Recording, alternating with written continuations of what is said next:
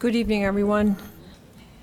This is the Monday, June 28th meeting of the Planning and Development Committee. We have a quorum. I'm calling the meeting to order.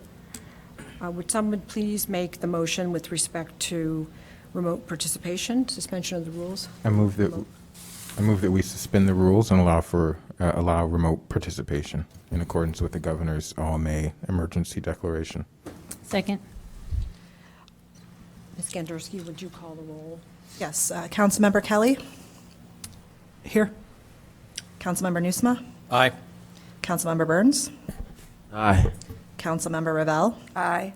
Councilmember Reed? Aye. Councilmember Fleming? Aye. Councilmember Wynn? Aye. All right. Next item is public comment. Do we know? Yes. Yes, here we go. We have Rob Bissenbach on video. Mr. Bissenbach, if you're here, you can turn on your screen. Hi, I'm sorry. Yes, we have had an issue. The neighbors in the community directly adjacent to the university have had a number of issues related to absentee landlords coming in, carving up homes, and renting them out at high prices to university students, becoming basic de facto unsupervised off-campus housing. And we think that this proposal and other proposals currently under consideration of the council will only accelerate this trend. And what we're looking for is a reasonable compromise, because we do not think that this will result in more affordable housing, particularly in this neighborhood. So we're hoping to find some kind of compromise measure that will protect these neighbors from having to live next to extensions of the fraternity system. And it's been very frustrating because there's a huge burden to have to constantly make nuisance complaints against kids, baseball teams, students living next door to them. And we've had very little sympathy from the Plan Commission. In fact, one of the planning commissioners said, basically, the responsibility was on the people in this community, that if we don't like it, we shouldn't be willing to sell to developers. And he even said that the people in the neighborhood need to have serious conversations with their neighbors about properties and who they're willing to sell to and how that will impact their neighborhood, which is a remarkable statement. And I believe just the exact philosophy that has got us into this affordable housing crisis in the first place, of people deciding who and whom they will not sell to. So on this measure and other measures, we're looking for some reasonable compromise to protect the peace and quiet and quality of life of the neighbors surrounding the university. Thank you. Thank you. Okay, next it looks like we have Cecile McHugh. Hi, my name is Cecile McHugh. I've been living in Evanston for 25 years, for 15 years across the street from NU. I'm speaking in strong support of the draft ordinance 75-0-21. It would be wonderful if internal ADUs and attached ADUs could provide low and middle income people with affordable housing in all areas of Evanston. However, near NU, these types of ADUs benefit primarily the absentee landlords who purchase and modify homes and charge exorbitant rent to as many students as can possibly fit in their buildings. The going rent near NU is at least $1,000 per month per bedroom, far over HUD's fair market rent for the area. The end result of allowing absentee landlords to have these types of ADUs in the area near NU would be too little control on density in this area, with a negative impact on the quality of life, without providing affordable housing for anyone. No one wins besides the absentee landlords. City of Evanston staff in today's packet state that just one internal/attached ADU has been applied for since this change was approved. This past school year, there was bound to have been a huge oversupply of apartments near NU, not the demand that would drive expansion, given that so many NU students were learning remotely. Let's stop now before more ADUs are applied for in this area to weigh the costs and benefits of internal ADUs and attached ADUs, distinguishing between ADUs in owner-occupied properties and properties with absentee landlords, and consider the impact on the area near NU, please. Thank you. Thank you. Okay, next we have David Reynolds.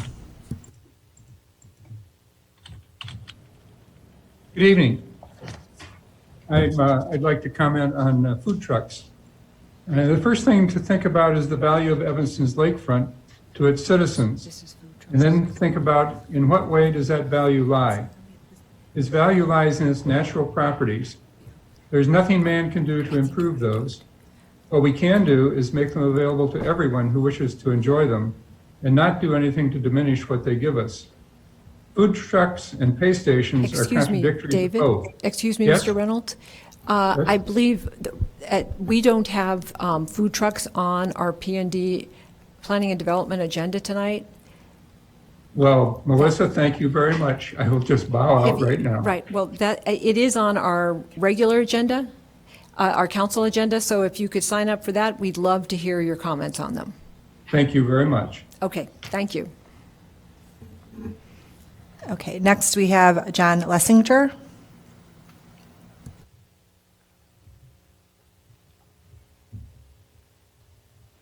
Hi, can you hear me? Yes, go ahead.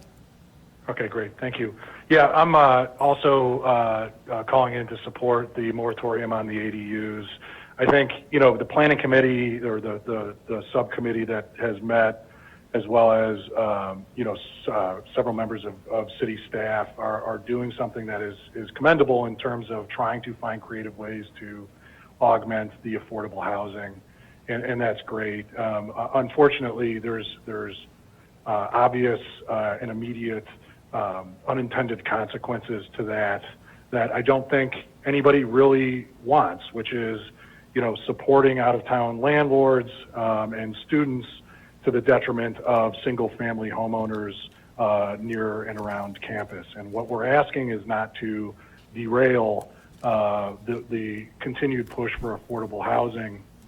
It's just to protect us to figure out a way to protect us from, again, those out-of-town landlords and students who don't have a long-term vested interest in the community. And, it's beautiful that Northwestern is here, and we love having students around, but as you know, the single-family neighborhoods around the campus have been immensely impacted over the course of the last, 10, 20, 30 years, as more and more students have moved off campus, and it's creating a situation that is causing, quite honestly, many single-family homeowners to either move or consider moving to other areas that aren't impacted by again transient student residents that are not a protected class. So again, I support the moratorium on the ADUs. Thanks. Thank you. And next we have Sue Lolbach. Hi, I'm Sue Lolbach. I work at Connections for the Homeless in Evanston and head up our group called Joining Forces for Affordable Housing. I would say that Joining Forces does not favor a moratorium on building internal ADUs nor on requiring owner occupancy. The primary driver behind this request appears to be the concern that homeowners near the university have that other homeowners will convert their buildings into student housing by creating internal ADUs. We have two concerns with the proposed actions. One, we believe that any restrictions on flexibility related to housing during a growing housing crisis are unwise and do not acknowledge the severity of that crisis.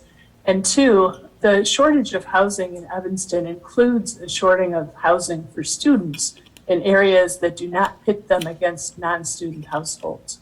Northwestern University provides housing for at most 25% of its local students.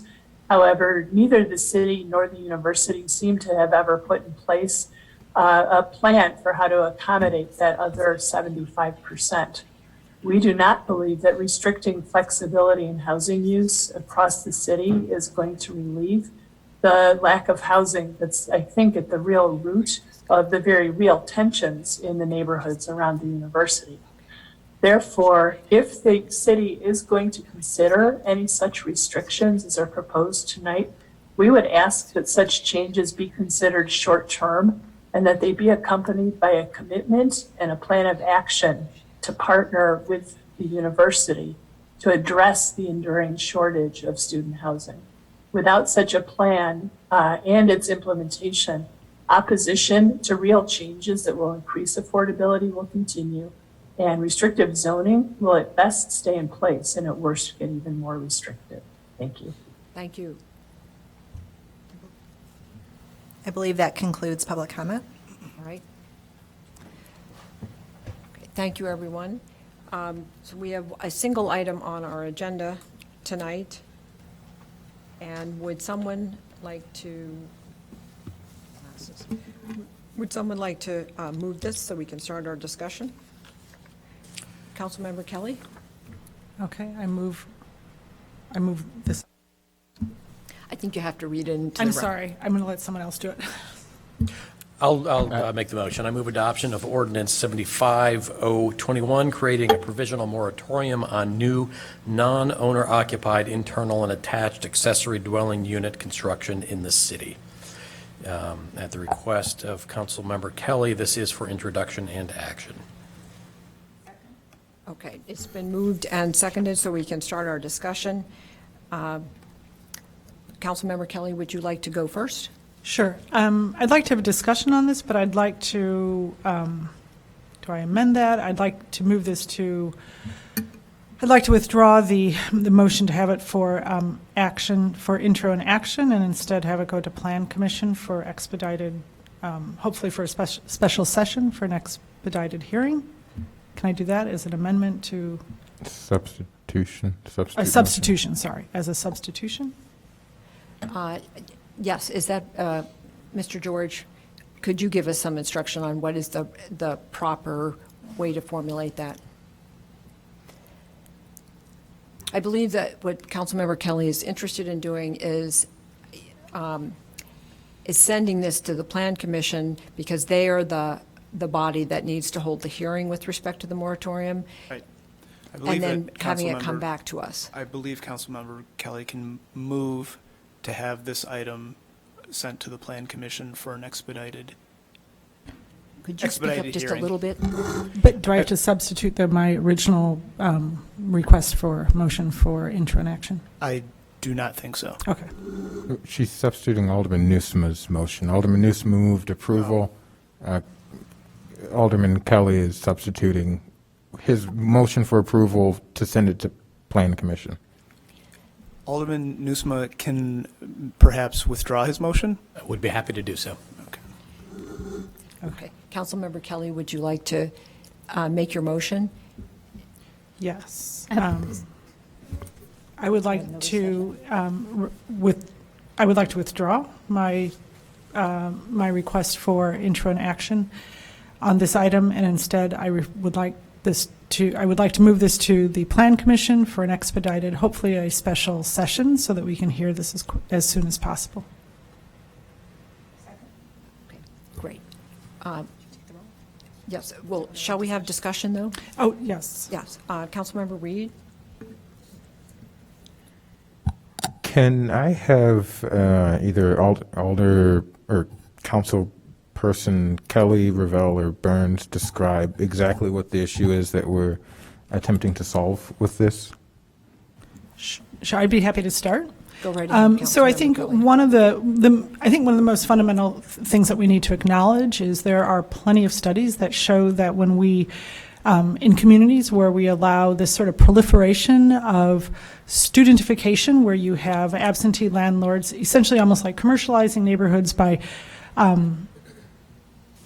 packing houses full of students with disregard to the students themselves, with disregard to the neighborhood, there is a direct correlation to unaffordability.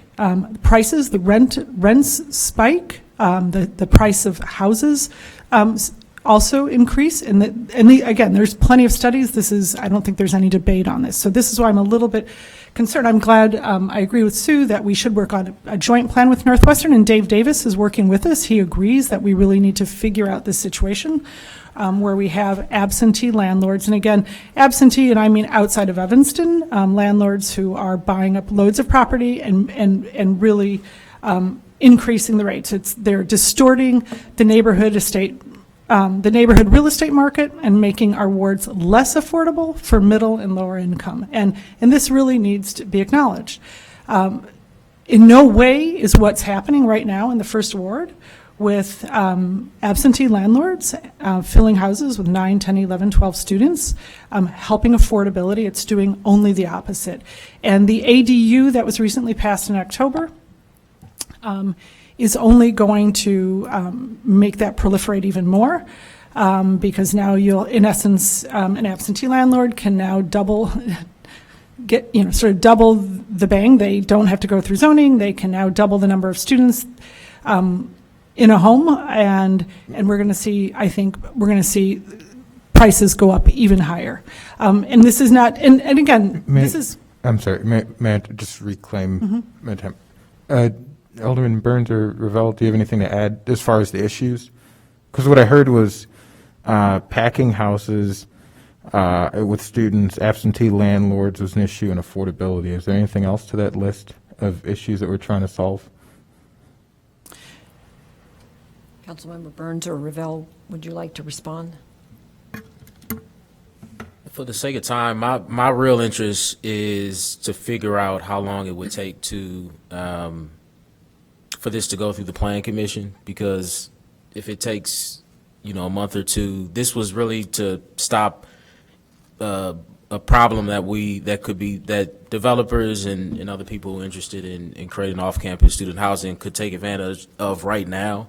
But if we have to kick it down the road a month or two, we could use that time to actually address the issue itself. So I'm not prepared. I don't think it's a good use of time to go into in detail. Yeah. Councilmember Burns, I think our city staff can provide a response as to why it's necessary for the Plan Commission to have a public hearing on this issue, because it's a zoning ordinance, but there is value, and Mr. George or Ms. Gandersky, please correct me if I'm wrong, but there's value in our noticing this and starting the discussion tonight, because that lets the world know that the city of Evanston is contemplating a change in this type of internal ADU or attached ADU. So that acts as a stay to prevent someone else from applying for it, because while our Plan Commission is going through the government process, that's necessary to make the change. So to be clear, Chair, I didn't quite catch what you said about a stay. Well, so could you explain the value of the fact that we are discussing this, and this went out on a public agenda, that the city is starting the discussion on this? Sure. Well, putting it on the agenda satisfies the Open Meetings Act, so it meets the legal requirements. But as far as referring it back to Plan Commission or having more public discussion about it, I think, first of all, it just provides value to the community. But in terms of sending it to the Plan Commission, the city has a process for making changes to the zoning code or just any zoning decisions, and that involves the Plan Commission. I think it's section 6.3 of the code. It enumerates the Plan Commission's powers, and one of those is its involvement with zoning decisions. So, basically, the city has a process, and we're by putting it before a Plan Commission is following that process. But I think the question is,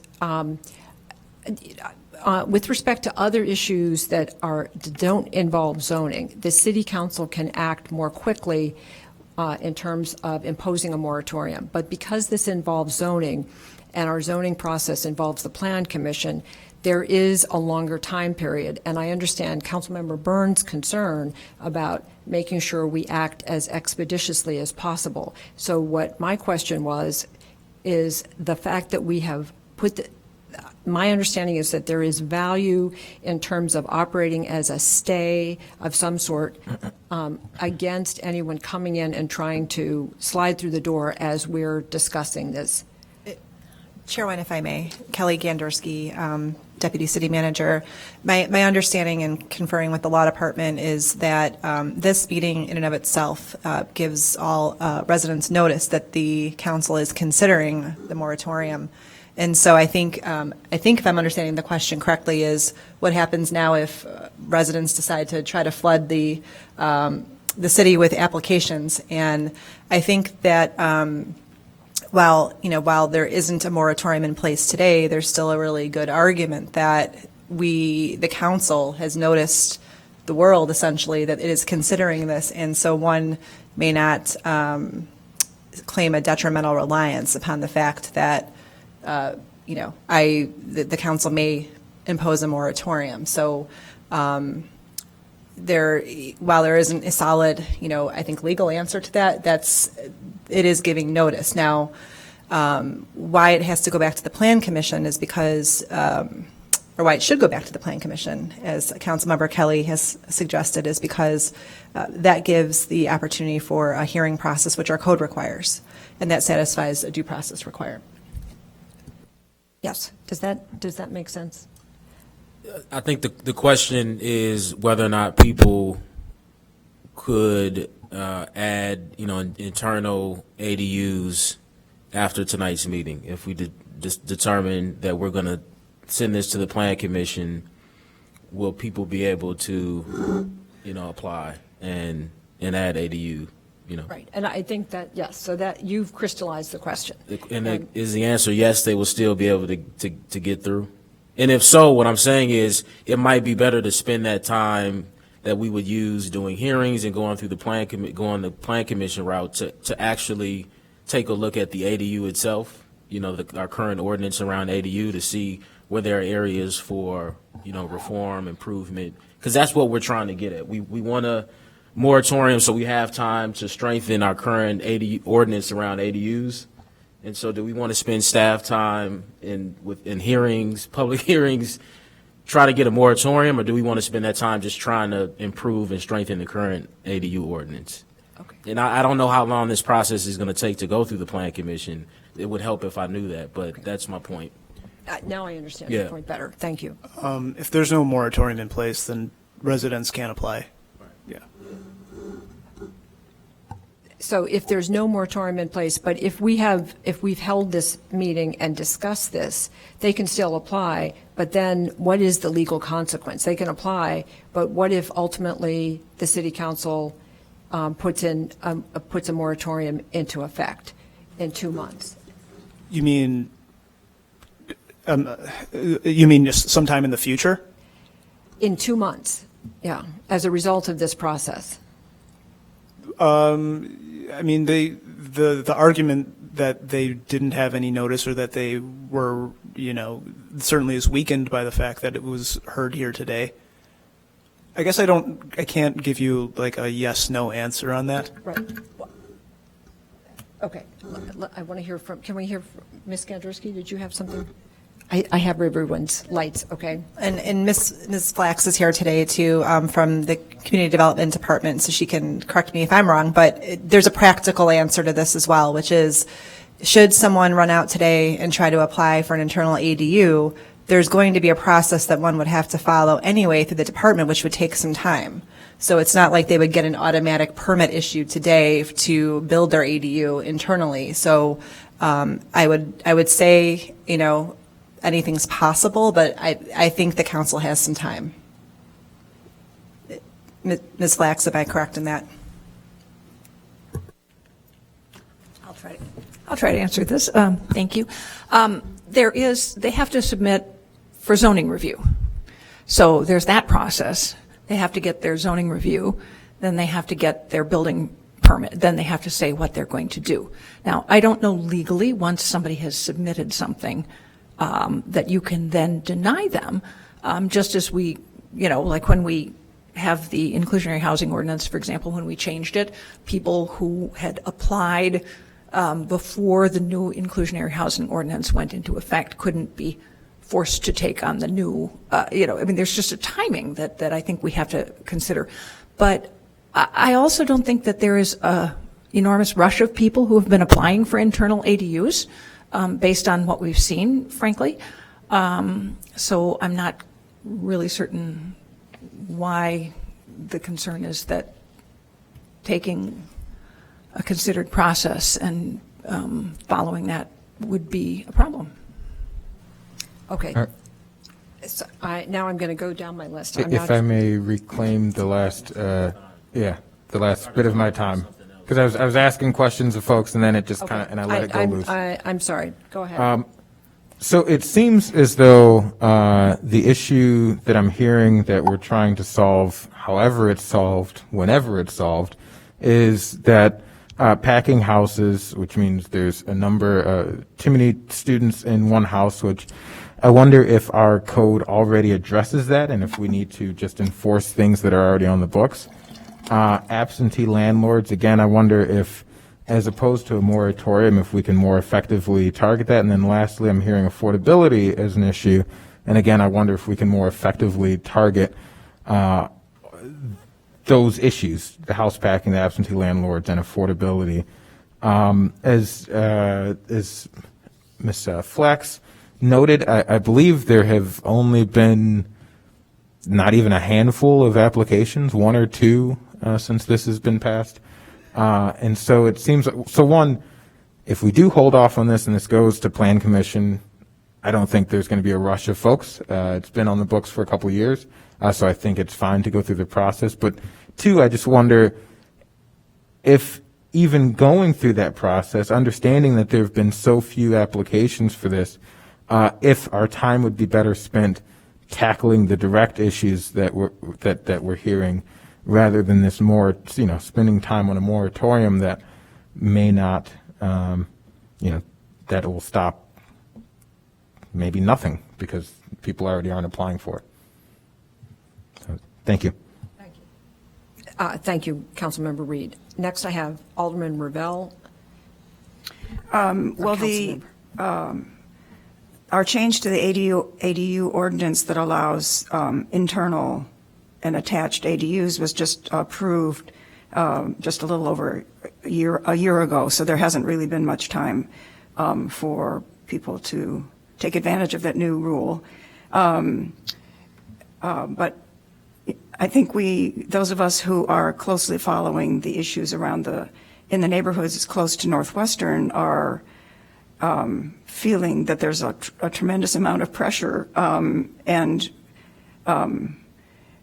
people, homeowners receiving regular postcards and phone calls about encouraging them to sell their homes because, now the price is right, and there truly are these investors eager to snap up more houses, and if they can create an internal ADU and legally then have 6 students as opposed to only 3, I think we're just justifiably concerned.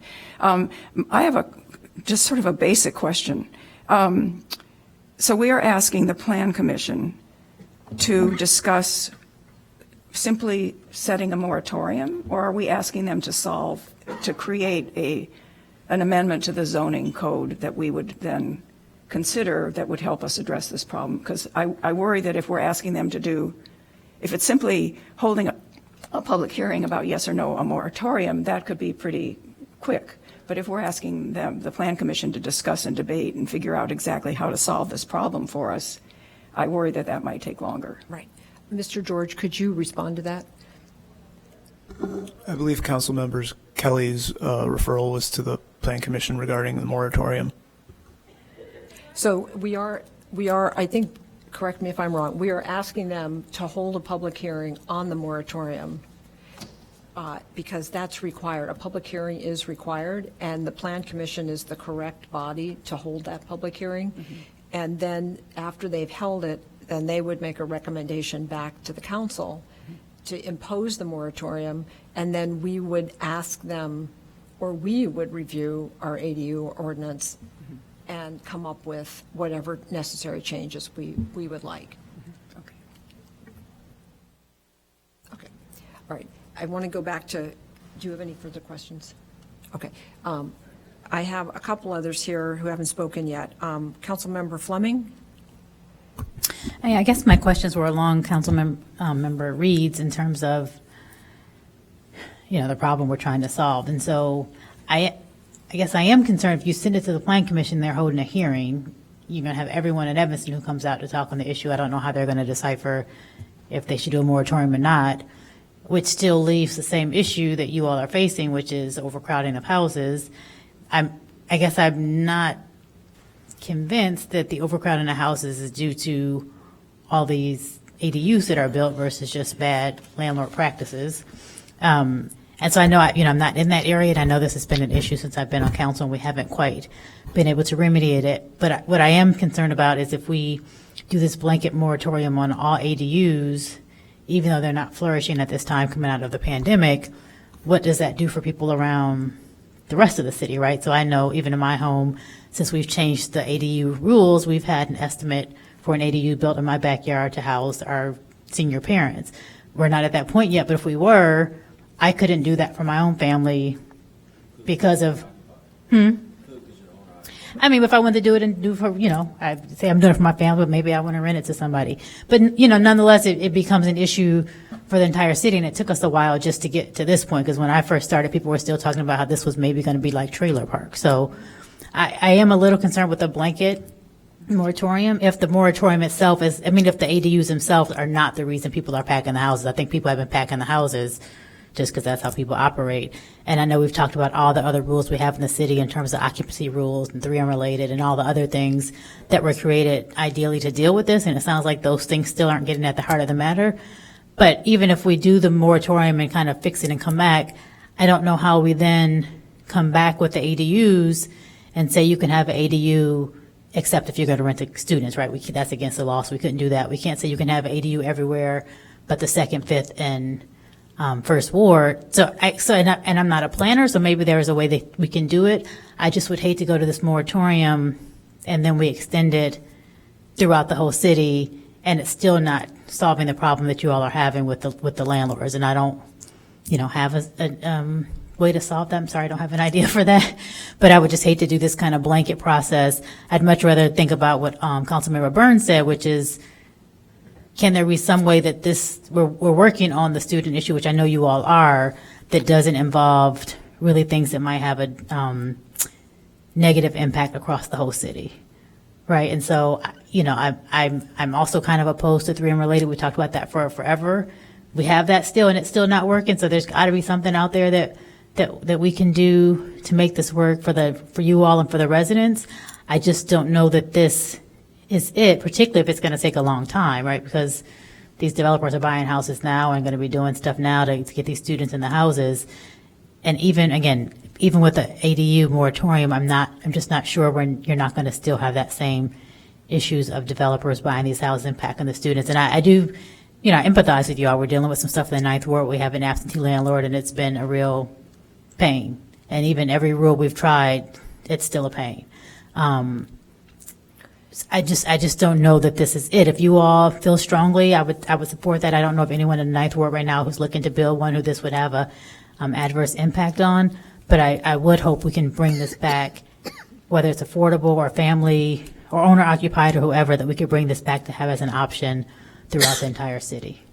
Well, I will say the proposal is for non-owner occupied, internal and attached ADUs. That's what's being proposed. So For the moratorium. So internal and attached, but non-owner occupied as well. So, and I think the concern is, if I understand it correctly, that if a non-owner occupied builds in an ADU, then that immediately allows them to have 6 students legally there. And that's beyond what the city might want them to have together. And then so that's my understanding. So, but I also have lights on from, I have Councilmember Newsma, then Councilmember Kelly, I see your light, and then Councilmember Revelle. My questions and comments have already been addressed by other council members, so I will cede my time. Councilmember Kelly. Okay.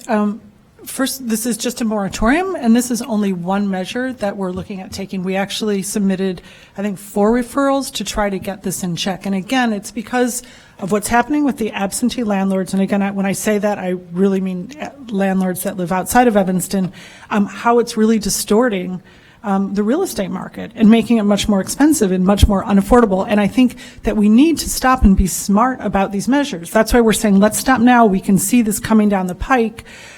So let's get this in check and make a smart ADU ordinance that can really fulfill the intention of providing a greater array of housing options of different affordability levels. And I think if we don't do that, we're going to see, we're seeing this now. We've seen with one house, and that's why our antenna went up, that we are having issues with it, and I agree. We all know that, a city shouldn't be establishing what a family is with a 3-person, but we're already seeing this issue just with, the 3-person limit. So now we know that this is going to just blow up and most likely this is going to become, we're already seeing it. So we think that we need to take measures right away. And again, this is just one of many measures that we want to get in place now so that we can hopefully encourage more affordability in the 1st Ward, in the 7th Ward, and in the 5th Ward, as opposed to just allowing this wanton, buying up of homes by people who don't live in Evanston, who are making bank by, charging upwards of $10,000, $15,000 a month. And again, the price of the houses escalates also. And again, all the studies show there's a direct correlation to rising cost of rents and housing when this is allowed to happen. So we're looking just to get this in check along with other measures. This is just the first one. We thought this would be, and because it's a 3-month moratorium, we're meeting with people across the country and other cities there are plenty of different ways that other cities and states have made their own ADU ordinances that help to preclude this sort of rampant commercialization and skyrocketing costs of living in neighborhoods near universities.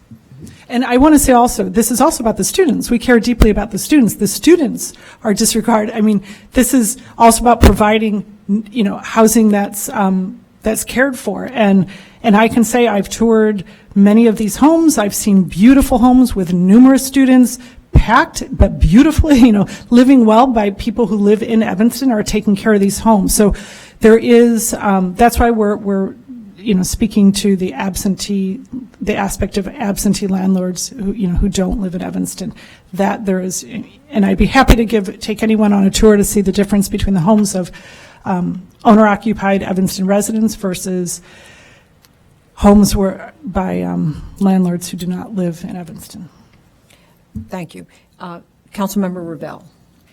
Well, I just had a question, and probably the answer is no, but can we do a moratorium that's just in part of Evanston? Like a moratorium for the 1st, 5th, and 7th Ward? Mr. George? Off the top of my head, I don't have a definite answer, but my strong instinct is no. I think there would be just some issues just piecemealing it like that. Well, maybe the Plan Commission would wrestle with that question. Possibly, if they can come up with some type of narrowly tailored requirement that allows them to apply it differently, but it's a high burden to overcome. Okay, I don't see any more lights, so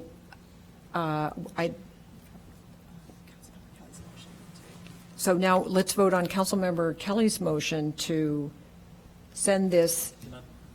I'm sorry. Yes, go ahead. I think I wouldn't feel right without saying this. So let me, and Sarah, maybe you can help with this. So I would not be in support ultimately of disallowing, not allowing non-owner occupied ADUs. So I'm entering into this kind of push for a moratorium different than maybe some of my other colleagues. I was told though that the process itself of establishing an ADU may be more relaxed than some of our other zoning processes. And Sarah, can you speak to whether or not that's true? And maybe Councilmember Kelly can speak more to it, but that's really why I agreed to take a look at a moratorium on non-owner occupied internal attached ADUs, because I was under the impression that there is a different process to do that may be more relaxed, that may be more expedited than some of our other requirements around different developments. So can you speak to that? Councilmember Burns, there's not, I mean, it still has to go through a zoning review. And, I mean, everything goes through a zoning review. And it still has to go through a building permit review, because if they're, unless, of course, they already have an ADU built out that they haven't told us about, but we did try to get those to come forward when we did our original ADU code. You know, I mean, this is one of the challenges, and one of the things, when we did this with coach houses, I mean, one of the things we've always said is we probably have built out ADUs in a number of properties, and they are ways people have housed family members, other people, and probably done this for quite a while. The reality is, I think we ought to have what we did with the coach houses. Ideally, we would do a amnesty for those who come and register them legally and do all this stuff, because, you know, really, that's what many communities have found. These things are built out in places. People just don't talk about them. And if you give people the opportunity to come forward and register them appropriately, and then we have more control. I think one of the really important things is we have to look at ways to strengthen our enforcement of our rules. And that is, I think, our biggest weakness. We have rules in place, but we never have ways of enforcing them. And staff has made recommendations that we get rid of the 3 unrelated, because it's not a law that you can actually really enforce, because how do you even identify who's related and all that stuff, right? So if we have occupancy standards and we have enforcement against those occupancy standards, we're looking at landlord licensing now as opposed to just registration, which is another way to get greater control over poorly managed properties. And I think that's really the key thing. It's the management of the properties, and in many cases, I think that the number of students, the greatest problems are actually from parties and things like that, not from the people who are living there. And that's just the nature of students. But those things can be controlled better through a strengthened and improved nuisance ordinance. And so it's only an expedited process through zoning if they have an existing built-out internal ADU. Let's say they already have a base, they've converted their basement into a habitable dwelling. They would only need to, they would have to disclose that, and it would be easier for them to continue to rent out their basement that they already converted than someone who needs to build one, you know. In theory, if we were doing that kind of, that amnesty, that would be what we would do. Now, I'll be frank, one of the reasons we didn't bring this up right away when we had this approved was we were in the middle of a pandemic, and somehow asking people to come and acknowledge that they had built something out illegally or that they might have more people living there than would be ideal just didn't seem like a good thing. I'll be absolutely honest. This was not the time to try to get anybody on somebody who isn't supposed to be there, whether they have a built-out ADU or even are just over-occupied. It just isn't something that we saw as an appropriate action to take at that point. So my question to Councilmember Kelly and Revelle is that as far as the zoning process itself in relation to ADUs, is that do you still have a concern now after hearing what we've heard? Well, from only Sarah? permitting. I mean, you don't have to go through a plan commission or any sort of zoning hearing. It's just a permitting process for an ADU. So that's the difference. There is a difference. That's the difference. It's a pretty big difference. Versus what? And there's no zoning hearings for ADUs. It's just a permitting process. right? With Right, staff. unless- It's just a unless they're staff asking permit. There's for nothing more. public, there's nothing public about it. It's all just staff, it's a staff permitting process, which is very different than getting zoned for a multi-unit dwelling, which in essence, I mean, let's just be clear, this is just, a very fine difference between a multi-unit dwelling and an internal ADU. I mean, it's a little different, but the difference is fine. And with a multi-unit dwelling, if you convert a single-family home to a multi-unit dwelling, which I'm not speaking against, but that would be, you'd have to go through a zoning hearing. With the addition of an internal ADU, you don't. And, I am concerned, we should all be concerned, we should all have an interest in restricting the escalating rental rates. We should all want to, and there are many creative ways to do this across this nation. Again, we have states that have ADUs. Our ADU is just, open, wide open. And so it's just leaving itself prey to this. We should all want to figure out a way to restrict this so that we aren't just opening ourselves to just,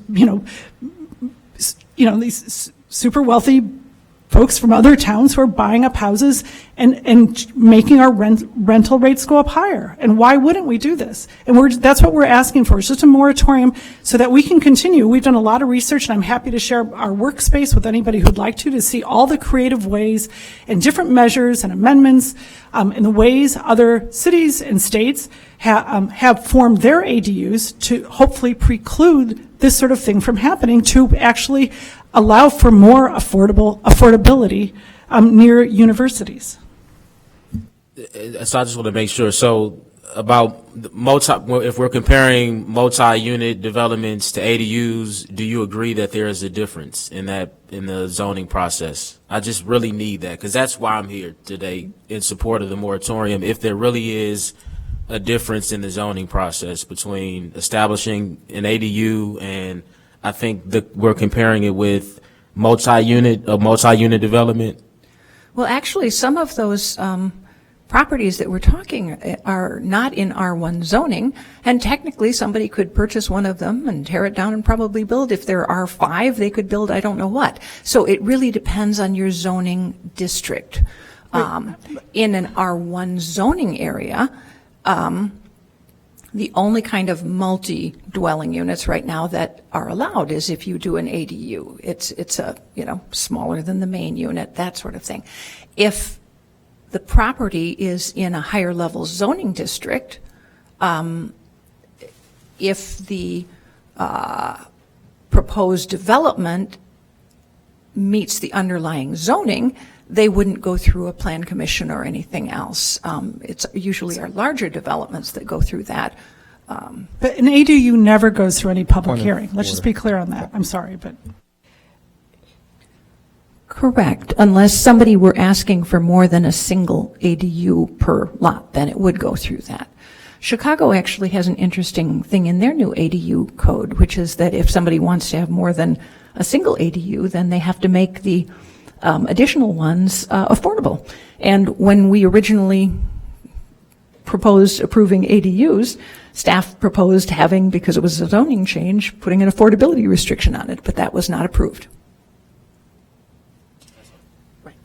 Councilmember Fleming. I'm fine, thank you, sorry. Oh, okay. So I don't see any more lights, and now we're going to vote on Councilmember Kelly's motion to send this item to the Plan Commission for an expedited hearing on whether to impose a moratorium on non-owner occupied, internal, and attached ADUs. A temporary moratorium. A moratorium by definition is for a stated period of time. And this moratorium suggestion is a 90-day moratorium. Okay. Should I take the roll? Yes, please. Councilmember Kelly. Aye. Councilmember Newsma. Aye. Councilmember Burns. Aye. Councilmember Revelle. Aye. Councilmember Reed. No. Councilmember Fleming. No.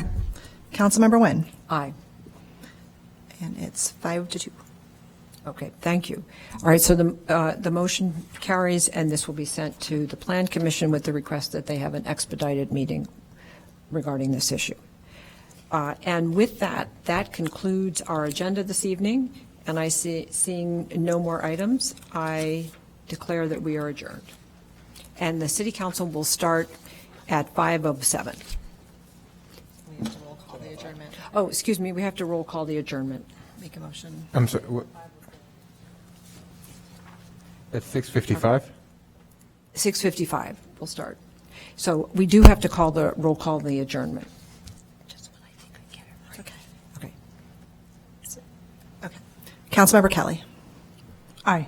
Councilmember Newsma. Aye. Councilmember Burns. Aye. Councilmember Revelle. Aye. Councilmember Reed. Aye. Councilmember Fleming. Councilmember Nguyen. Aye. We are adjourned.